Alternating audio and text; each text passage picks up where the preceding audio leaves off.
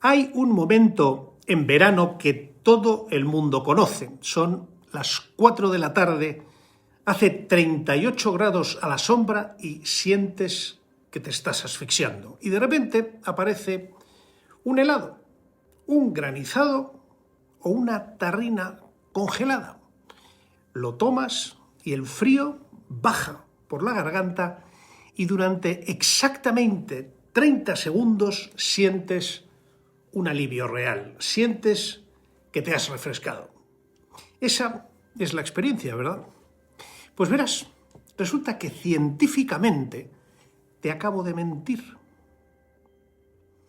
Ese helado en realidad no te ha refrescado, más bien ha hecho todo lo contrario. Acaba de encender la calefacción interna de tu cuerpo.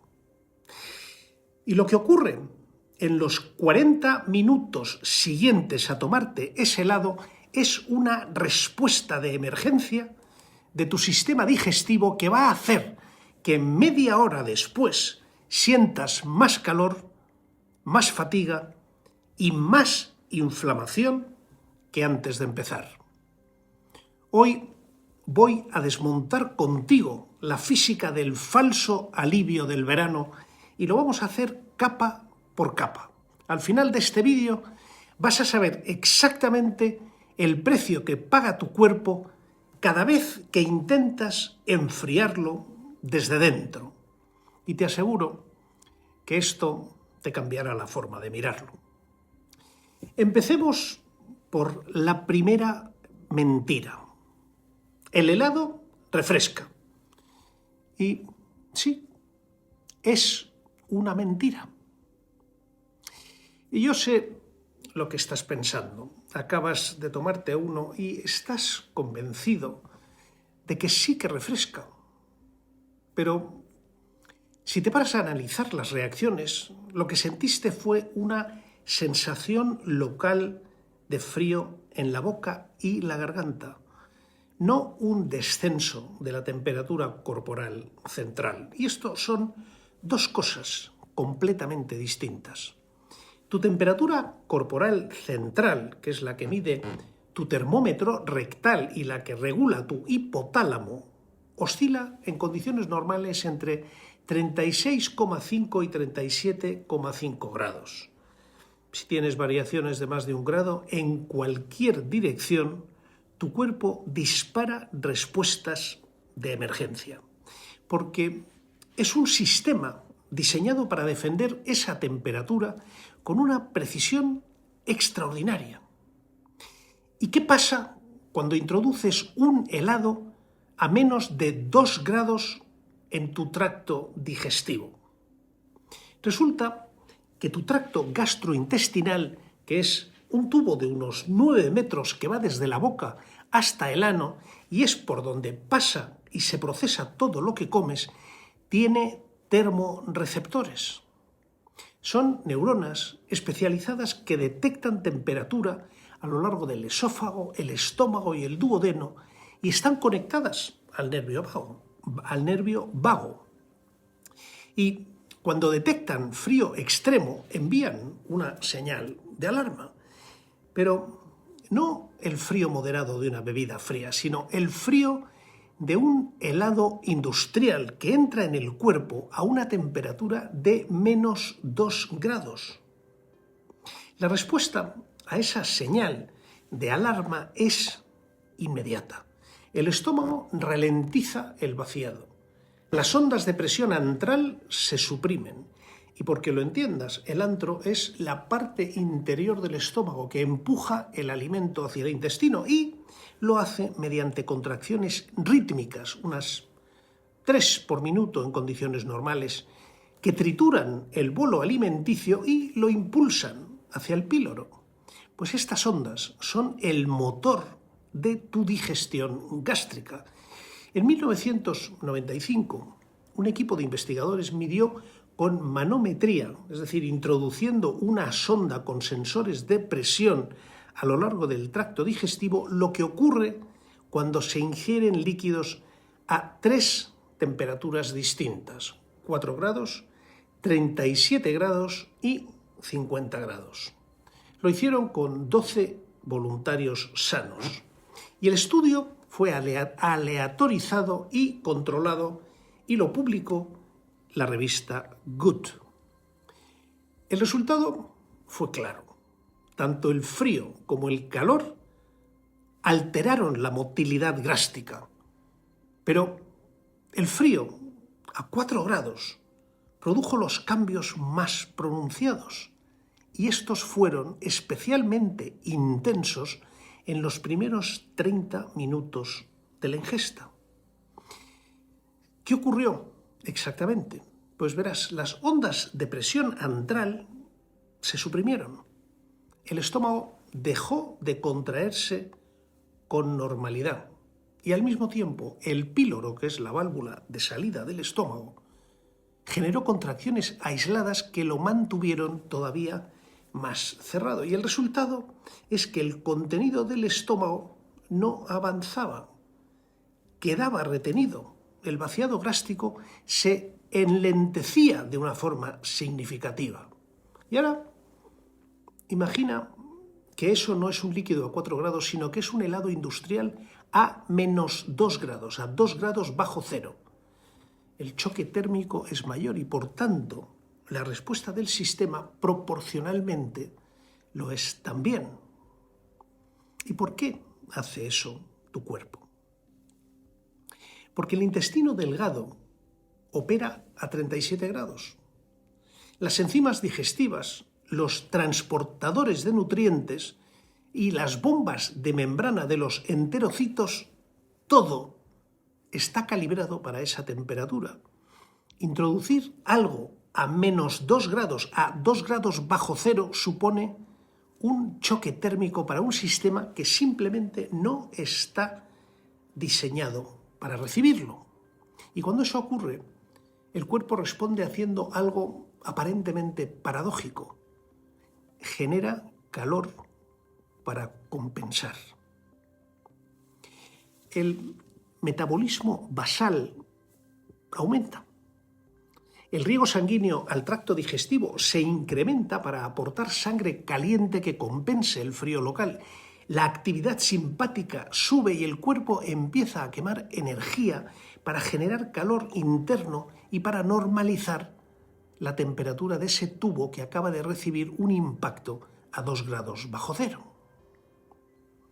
Esto es como el motor de un coche en mitad de un atasco en el mes de agosto. Si le echas un bloque de hielo directamente al motor, el termostato interno se vuelve loco. Detecta una anomalía ártica en un entorno que debe estar estable y, para proteger el sistema, activa la calefacción interna a tope. El cuerpo hace exactamente lo mismo. Envía un camión de bomberos lleno de sangre caliente al estómago para derretir ese iceberg con el que se ha encontrado de repente. Es también como una pantalla de cristal líquido cuando se sobrecalienta. El sistema no se arregla con un impacto frío. La forma que usa es activar sus ventiladores internos. ¿Y cuál es el resultado? Que media hora después tu motor interno está trabajando el doble y generando más calor que antes. Por lo tanto, el resultado neto, si lo mides en temperatura corporal central 30 minutos después de tomar un helado en un día caluroso, es que la temperatura corporal central no ha bajado. De hecho, en muchos casos ha subido ligeramente porque la respuesta termogénica del cuerpo supera el efecto local del frío que has ingerido. El helado te da una sensación de frío en la boca durante 30 segundos, sí. Y tu cuerpo después tiene que dedicar energía a calentarse por dentro durante al menos media hora. Y eso, lo mires como lo mires, no es refrescarse, es exactamente lo contrario. Ahora vamos a abrir juntos un helado industrial, no un helado de heladería artesanal, uno de esos que están en los congeladores del supermercado, los que más se venden y probablemente también los que más consumes tú y tu familia en estos días de calor. Y vamos juntos a leer la etiqueta de esos helados. Lo primero que te encuentras es azúcar, mucha azúcar. Un helado estándar de 100 gramos puede contener entre 20 y 30 gramos de azúcar, algunos incluso más. Y si es un granizado de limón o de fresa con colorantes, entonces puede llegar a tener hasta 35 gramos de azúcar por unidad. Y esto es una dosis de glucosa que en cualquier circunstancia llamaríamos extrema. ¿Y qué hace esa glucosa en tu cuerpo en un día de calor? Pues entra en sangre rápidamente y especialmente si tienes en cuenta que el estómago, como te comentaba hace un momento, alterado por el frío, ralentiza el vaciado. Y así es. Pero hay una cosa que el estómago no detiene: la absorción de azúcares simples en el intestino delgado. El pico glucémico te llega cuando ingieres el helado y la insulina responde con fuerza. Y aquí te cuento algo que casi nadie menciona. Cuando tomas ese helado y el azúcar entra en tu sangre, la insulina sube para gestionarlo. Y hasta ahí, eso sí, todo el mundo lo sabe. Lo que no sabe nadie es que ese proceso de almacenar glucosa, que se convierte en glucógeno y se empaqueta en las células, genera también calor como un subproducto directo. Verás, la insulina tiene una función termogénica, que es como se llama esto. Y esto no es un efecto secundario menor. Estudios de calorimetría de los años 80 midieron exactamente cuánto, y entre 2/3 y 3/4 del aumento del gasto metabólico que se produce tras una carga de glucosa se explica por el coste energético de almacenarla. El cuerpo literalmente se calienta mientras guarda el azúcar. La insulina no refresca, organiza el almacenamiento y ese almacenamiento genera calor. Por lo tanto, tú pasas a estar más caliente. Tu cuerpo acaba de procesar una carga de azúcar industrial y lo ha hecho generando calor metabólico. Y 40 minutos después, cuando la insulina hace su trabajo y el azúcar cae en sangre, viene el desplome, fatiga, somnolencia, sensación de más calor y también irritabilidad. Eso es la montaña rusa glucémica a que te sometes en un día a 38 grados cuando te tomas el helado. Pero el azúcar no es el problema más importante de ese helado. Es quizá el más visible. El problema real está más oculto. Ahora mira un poco más abajo en la etiqueta. Aceites vegetales, grasas vegetales, mono y diglicéridos de ácidos grasos, aceite de palma, aceite de coco fraccionado, aceite de soja parcialmente hidrogenado. Y todo esto, ¿por qué está ahí? Y la respuesta no es nutricional, es industrial. Verás, la grasa láctea, es decir, la nata, es la que permite una textura cremosa en el helado, pero es cara, es variable en composición según la estación y, además, el ganado es difícil de manejar logísticamente. Sin embargo, los aceites vegetales refinados son baratos, son estables, manejables y permiten también conseguir una textura cremosa consistente y en este caso sin depender de la cadena de frío con la misma rigidez. Por eso la categoría legal en muchos países de eso que estás tomando no es helado, sino postre helado o frozen dairy dessert, porque el mínimo de grasa láctea no se cumple y la grasa que la sustituye son aceites vegetales procesados. ¿Qué implica eso biofísicamente en tu cuerpo o en el cuerpo de tu hijo o de tu nieto? Pues verás, estos aceites han sido sometidos a procesos industriales de blanqueo, desodorización y en algunos casos también de hidrogenación parcial. Ese procesamiento genera productos de oxidación lipídica y una dieta sistemáticamente cargada de ácidos grasos omega 6 industriales desplaza el equilibrio omega 6, omega 3, que es uno de los reguladores más importantes de la respuesta inflamatoria sistémica. Y esto que te acabo de decir no es una hipótesis alternativa.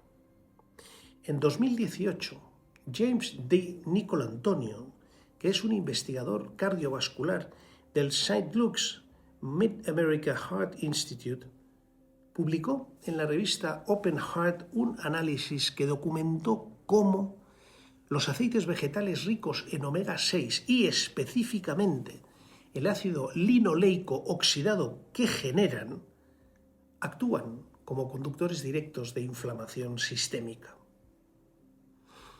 Y lo más importante de ese paper era que los omegas 6 no solo inflaman, además compiten con los omega 3 por los mismos sitios en la membrana celular. Es decir, aunque mantengas una ingesta adecuada de omega 3, si el aporte de omega 6 industriales es suficientemente alto, terminan ocupando el espacio que le corresponde al omega 3. La membrana que construyes con esa materia prima no va a tener las mismas propiedades eléctricas que una membrana bien constituida. Y ahora verás, esa membrana comprometida produce una consecuencia directa que ya he comentado otras veces y que tú conoces. El voltaje cae. Una membrana construida con ácidos grasos de mala calidad no puede mantener el gradiente eléctrico con la misma eficiencia. Y esto no es una extrapolación, es la consecuencia biofísica lógica de construir mal el aislante. Para entenderlo de forma sencilla, tu célula necesita un voltaje constante para funcionar. Y tú piensa en tu cuerpo como si fuera un teléfono de última generación y los aceites vegetales refinados fueran un cargador falso y defectuoso de bajo coste. Al principio parece que el teléfono carga, pero los componentes son tan malos que al final cambian la resistencia de los circuitos y la corriente ya no fluye, ya no limpia y la pantalla parpadea y la batería se sobrecalienta. El teléfono pasa a tener serios problemas de funcionamiento. Pues eso es algo muy parecido a lo que provocan en tu cuerpo los ácidos grasos omega 6. Y llegados a este punto hay una célula de la que te tengo que hablar, el enterocito. Esta es la célula que tapiza el interior de tu intestino delgado. Es algo así como la frontera entre lo que comes y lo que eres. Todo lo que absorbes, nutrientes, minerales o señales, pasa a través del enterocito. Y es precisamente esa célula la que empieza a incorporar en su membrana los ácidos grasos de ese helado industrial que te tomas. Pero el enterocito no está solo. Pegado a él, separado por apenas una pequeña capa de moco, vive el ecosistema más denso y complejo del cuerpo humano. 100 billones de bacterias que llevan millones de años adaptadas a un entorno de precisión. Y ese entorno tiene una característica que lo define por encima de cualquier otra: la temperatura. Exactamente 37 grados, estable, constante, sin fluctuaciones, como te decía hace un rato. Y cuando introduces un helado a 2 grados bajo cero de forma repetida, no solo estresan la membrana del enterocito, además estresan también a todo lo que vive dentro. Y las bacterias que habitan tu intestino grueso han coevolucionado durante millones de años para vivir en ese entorno concreto que te acabo de comentar y no están diseñadas para adaptarse a fluctuaciones térmicas bruscas. De hecho, su nicho evolutivo es precisamente la estabilidad térmica. ¿Qué ocurre entonces cuando introduces un frío extremo de forma recurrente en ese sistema? Pues la temperatura afecta a tus bacterias intestinales de dos maneras simultáneas. La primera y más directa es la fluidez de la membrana bacteriana. Las membranas de las bacterias son bicapas lipídicas.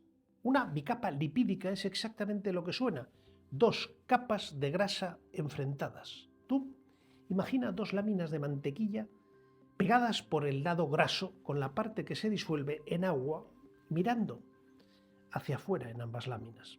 Esa doble capa, esa es la membrana de la célula. Y eso es lo que separa el interior del exterior y lo que controla qué entra y qué sale, y es también lo que mantiene el voltaje. Las bacterias tienen exactamente esa misma estructura y su funcionamiento, es decir, la velocidad a la que transportan nutrientes, la actividad de sus proteínas y su capacidad de señalizar, depende de que esa doble capa de grasa tenga la fluidez correcta, que no sea ni demasiado rígida ni demasiado líquida. Y esa fluidez la controla fundamentalmente la temperatura. Su fluidez depende de la temperatura y esto determina la velocidad de transporte de nutrientes, la actividad de las proteínas de la membrana y la capacidad de señalización. Las bacterias que viven en el exterior, es decir, en el suelo, en el agua, en el aire, están acostumbradas a los cambios de temperatura, han desarrollado mecanismos para adaptarse al frío porque lo han necesitado durante millones de años. Pero las bacterias que viven dentro de tu intestino nunca han tenido que enfrentarse a ese problema. Llevan millones de años en un entorno que nunca cambia de temperatura y, como resultado, investigaciones publicadas en la revista M-Systems en 2021 documentaron algo importante, que esas bacterias intestinales han perdido progresivamente los mecanismos de adaptación al frío que sí que tienen sus parientes del exterior.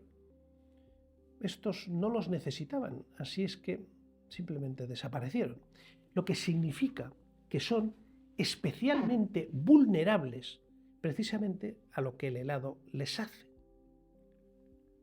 Cuando el frío llega al intestino delgado y al ciego, que es donde empieza la mayor concentración bacteriana, las membranas de algunas bacterias comensales se vuelven menos fluidas, sus enzimas se ralentizan y su capacidad de competir con otras especies se reduce. Y aquí está la consecuencia que importa. No todas las bacterias de tu intestino reaccionan igual al frío.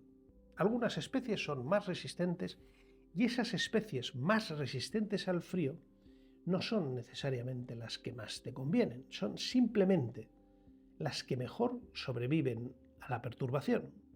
Y cuando esto ocurre de manera repetida, es decir, te tomas un helado cada 2 días durante julio y agosto, las especies más resistentes ganan terreno. Las más beneficiosas, las más delicadas, las que llevan más tiempo en equilibrio contigo, lo pierden. Y este es un cambio silencioso, tú no lo sientes, no te duele, pero el ecosistema que tienes en septiembre no es exactamente el mismo que tenías en junio. Y ahora vayamos a la segunda vía, esa es la permeabilidad intestinal. Verás, la exposición al frío aumenta la permeabilidad de la barrera epitelial intestinal y esto está muy bien documentado en modelos animales. Y en los seres humanos, los enterocitos de los que te estaba hablando hace un momento no flotan sueltos en el intestino, están unidos entre sí por unas estructuras proteicas que los mantienen pegados herméticamente, como las juntas de silicona entre los azulejos de una ducha.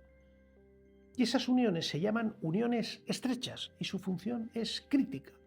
Deciden qué pasa al interior del cuerpo y qué no. Y mientras están intactas, solo atraviesan la pared intestinal las moléculas que deben atravesarla, nutrientes, minerales y señales, nada más. Pero cuando el frío altera esas uniones y se aflojan, la barrera se vuelve permeable. Por lo tanto, fragmentos de bacterias, toxinas bacterianas y partículas que deberían quedarse en el interior del tubo digestivo, como estoy hoy, qué barbaridad, empiezan a filtrarse hacia la circulación. El sistema inmune los detecta y responde con lo único que sabe hacer ante una amenaza: activar un estado inflamatorio de bajo grado. Y ahora tú piensa en tu intestino como en un invernadero tropical que se mantiene a 37 grados. Está lleno de plantas exóticas y delicadas que limpian el aire y dan olor. Y entrar con un helado a -2 grados de forma repetida en ese jardín es como abrir de golpe las ventanas del invernadero en mitad de una ventisca helada. ¿Qué ocurrirá? Las plantas más salvajes y fuertes aguantarán el golpe, pero las flores más beneficiosas se marcharán. Al enfriarse el sistema, las compuertas del invernadero se aflojan y la suciedad del exterior empieza a colarse en tu corriente sanguínea. Y mientras tanto, ¿qué pasa con el voltaje celular? Para responder a esta pregunta te traigo la biofísica de Michael Levin y la perspectiva del voltaje de membrana como marcador de salud celular. Ya lo hemos explorado en otros vídeos de esta serie. Las células intestinales sanas mantienen un potencial de membrana en reposo de entre -40 y -70 milivoltios, y ese gradiente eléctrico es lo que permite el transporte activo de los nutrientes y la señalización intercelular, la proliferación controlada. Una célula que esté bajo estrés, por frío local, o por inflamación de bajo grado, o por incorporación de materiales grasos o de ácidos grasos de mala calidad en su membrana, pierde parte de ese gradiente. Y la consecuencia es que el voltaje baja. Y una célula con voltaje bajo no es solo una célula menos eficiente, es una célula que ha entrado en un estado fisiológicamente diferente. Y por lo tanto, y como a estas alturas del camino estarás ya siendo consciente, no te estoy hablando de un helado arruinando tu microbiota para siempre, te estoy hablando de un patrón veraniego. Frío extremo repetido, azúcar industrial recurrente y aceites vegetales procesados que se acumulan y que ejercen una presión sostenida sobre un ecosistema que lo que prefiere es la estabilidad absoluta. Y aquí la diferencia entre el placer ocasional y el daño real no es el helado, es la frecuencia. Y ahora llegamos a la cuarta idea que te quiero desmontar hoy. Y esa es la más cómoda de todas. Un helado de vez en cuando no hace daño. Y eso es verdad. Completamente verdad. El problema es que en verano en España, en México, en Argentina, en Italia, un helado no se toma de vez en cuando. En estas épocas del año es el ritual de la tarde. Es lo que toman los niños al salir del colegio y es lo que hay en cada chiringuito, en cada descanso, en cada reunión familiar del domingo, y es lo que tienes tú, por si acaso, en el congelador. La frecuencia lo cambia todo, y lo que el cuerpo puede gestionar como un evento agudo, lo que el sistema inmune puede resolver o lo que la microbiota puede absorber como una perturbación puntual, cuando se vuelve diario o casi diario durante 2 o 3 meses, deja de ser un evento agudo y pasa a ser una presión crónica de bajo grado. Y las presiones crónicas de bajo grado son las más peligrosas, precisamente porque no duelen, porque no producen una señal de alarma y la conclusión es que no hay un momento en el que el cuerpo diga, para. Lo que hay es una erosión silenciosa y acumulativa de la que solo te das cuenta cuando el cuerpo ya ha gastado demasiada energía intentando compensarlo. Si golpeas una mesa de madera con un martillo una sola vez, la madera aguanta el impacto sin inmutarse, pero si le das un pequeño golpe con ese mismo martillo en el mismo punto exacto todos los días a las 4 de la tarde, durante 3 meses seguidos, al final del verano la madera terminará agrietada y hundida. Y no la rompió el último impacto, la rompió la insistencia del patrón diario. Ese cansancio de agosto que todos atribuyen al calor, o esa digestión pesada que sientes de una forma habitual y que te dura hasta septiembre, o esa sensación de inflamación difusa que no tiene un nombre pero que sabes que está ahí, parte de todo eso es la acumulación de 2 meses de señales de estrés que tu cuerpo ha estado gestionando en silencio. Y aquí hay un matiz importante que no quiero perder. Yo no te estoy diciendo que no tomes helados. Lo que te estoy diciendo es que sepas lo que estás tomando cuando tomas un helado industrial, que la etiqueta importa, que la frecuencia importa y que hay alternativas que te dan el placer sin tener que pagar ese coste biofísico. Pero antes de entrar en las alternativas que te voy a proponer, quiero hacer una pausa por un momento.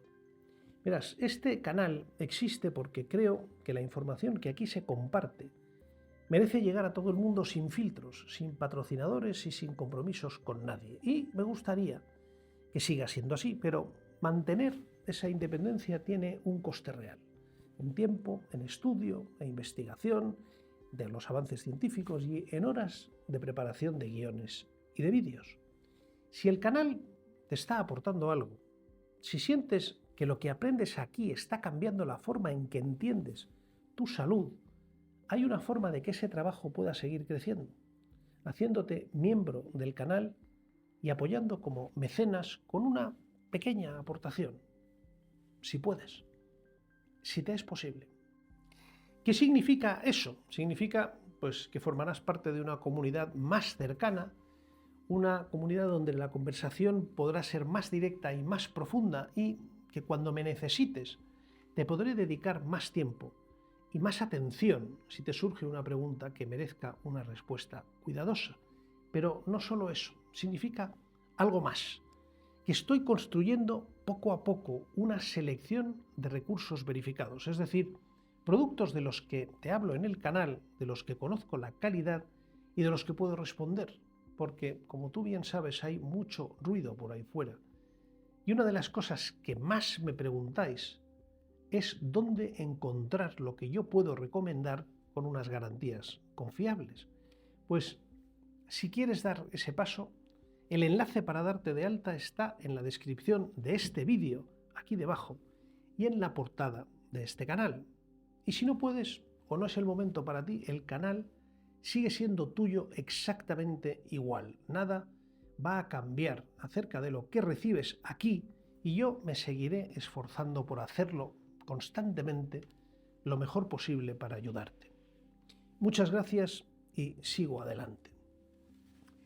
Si el problema es el frío extremo, el azúcar industrial o los aceites vegetales procesados y la frecuencia, la solución no es privarte del placer veraniego, es rediseñarlo. Y aquí te doy la primera alternativa, el granizado de fruta con sal. Un zumo de limón o de naranja recién exprimidos, agua y una pizca de sal gris celta, que es esa sal virgen que no está refinada. Lo congelas ligeramente hasta un punto anterior a que tenga una consistencia dura y el resultado será un granizado que te aporta minerales, vitamina C y el sabor refrescante real de la fruta, sin azúcar industrial, sin aceites y a una temperatura de consumo que no es 2 grados bajo cero, sino que será alrededor de 2 o 3 grados sobre cero. Es decir, una temperatura que es mucho más manejable para tu tracto digestivo. Y la sal mineralizada en esta alternativa no es un capricho. Son electrolitos reales que introduces en tu cuerpo en un momento en el que la sudoración del verano los está consumiendo activamente. Y ahora vayamos a la segunda alternativa, el helado de coco y fruta casero. En este caso, leche de coco con fruta congelada batida. Y te propongo leche de coco porque contiene grasa saturada de cadena media, estable y no es industrial. Y luego, si la fruta está madura, sin que le añadas azúcar, te dará una textura cremosa y no habrás tenido que usar emulsionantes ni aceites refinados. El frío sigue siendo frío. Es decir, tú no vas a eliminar el efecto térmico, pero eliminas la carga de omega 6 industrial, el pico de azúcar y los aditivos.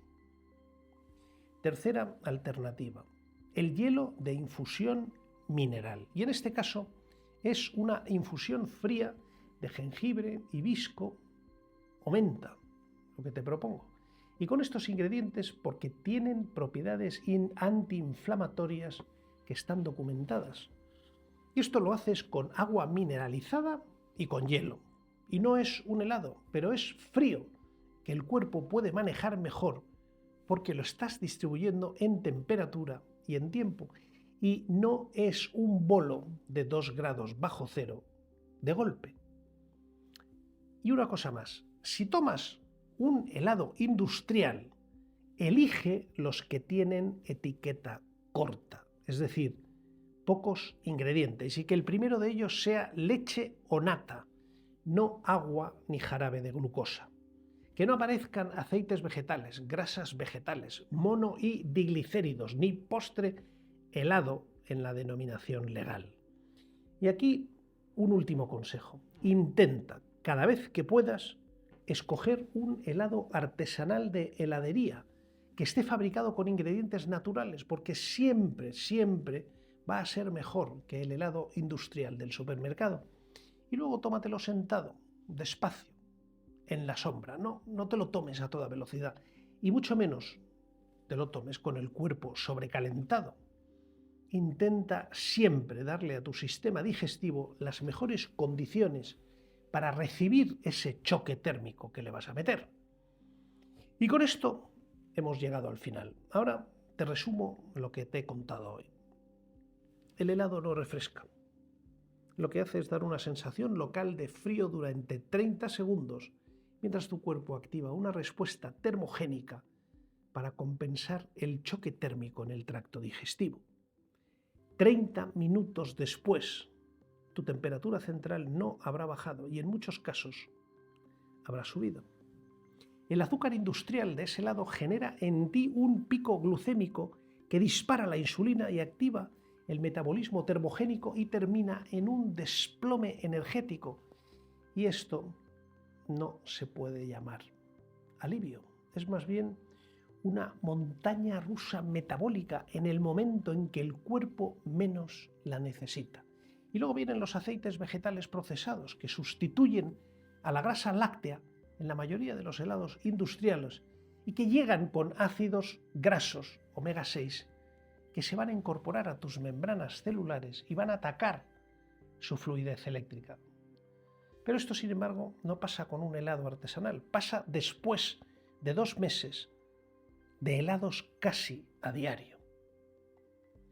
Y luego tu microbiota intestinal, que es un ecosistema calibrado para la estabilidad térmica de 37 grados, recibe repetidamente un choque de frío extremo, un bolo de azúcar industrial y un aporte de lípidos de mala calidad. La presión acumulada no será dramática en un día concreto, pero sí que lo será cuando sea sostenida durante toda la temporada. Por lo tanto, el placer de un helado en verano no es el problema. El problema es creer que es neutro cuando en realidad no lo es. Y saber esto no significa privarte del helado, significa que debes elegir con criterio. Y elegir con criterio en agosto, con calor y con toda la familia en la playa, es más difícil que en enero. Por eso creo que merece la pena entenderlo ahora y por eso te lo estoy contando en este vídeo. El próximo vídeo de esta serie hablará de algo que en este momento le está ocurriendo a millones de niños en toda España y América Latina. Acaban de salir del colegio y van a pasar el verano al sol. Y lo primero que hacen sus padres es ponerles crema solar. Lo que casi nadie sabe es que algunos de los filtros químicos más utilizados en esas cremas actúan como disruptores endocrinos y que el SPF que aparece en el envase no mide lo que la mayoría cree que mide. Y que hay una diferencia enorme entre un filtro que protege de verdad y un filtro que interfiere con la señalización hormonal de un niño en desarrollo. De eso es de lo que te voy a hablar en el próximo vídeo. Si tienes hijos o si tienes nietos, no te lo debes perder. Y como te digo siempre, adelante, siempre adelante. Y te leo en comentarios.